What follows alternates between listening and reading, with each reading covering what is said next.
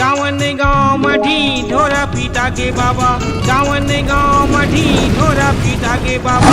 उड़े सतनाम कर सो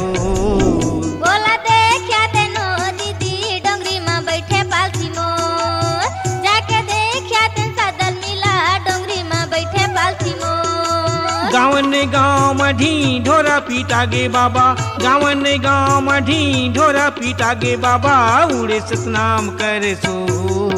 बोला देखा तेनो दीदी डोंगरी में बैठे पालथी मोर जाके देखा तेन सादल मिला डोंगरी में बैठे पालथी मोर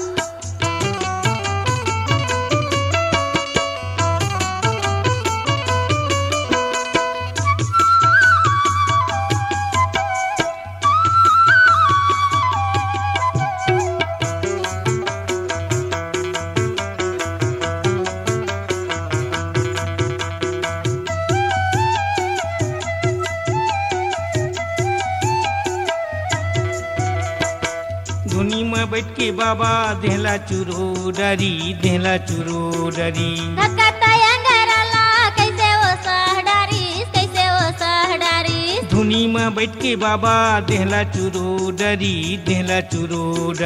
धक्का तयंगरला कैसे वो सहडारी देहला चुरो डरी कैसे वो सहडारी देहला चुरो डरी कैसे वो सहडारी औरा धौरा के तरी धुनी जरत रहे औरा धौरा के तरी धुनी जरत रहे बगवा करे रखवारी तो बोला देखा तेनो दीदी डोंगरी में बैठे पालथी मोर जाके देखा ते सादल मिला डोंगरी में बैठे पालथी मोर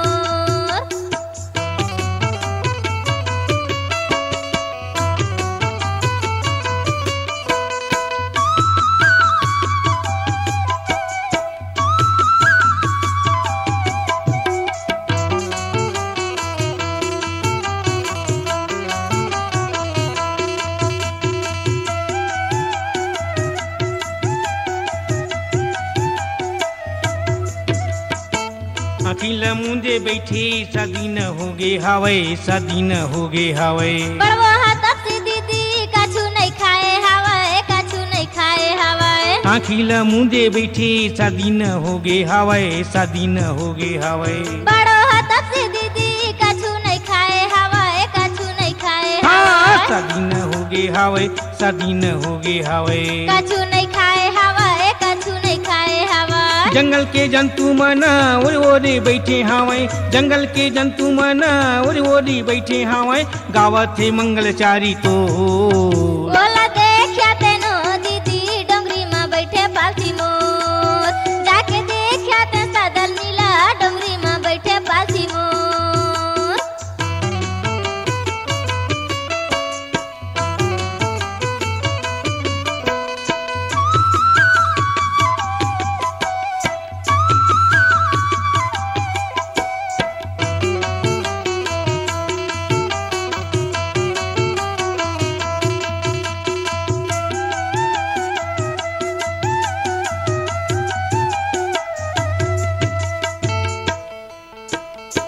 घासी के तप में डोले जम्मू देवता के आसन सतुरा सोचे रहेंगी घासी मेरा ओ आमान घासी के तप में डोले जम्मू देवता के आसन सतुरा सोच करेंगी घासी मेरा ओ आमान जम्मू देवता के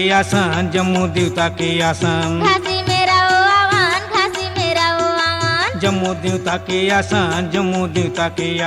घासी मेरा ओ आमान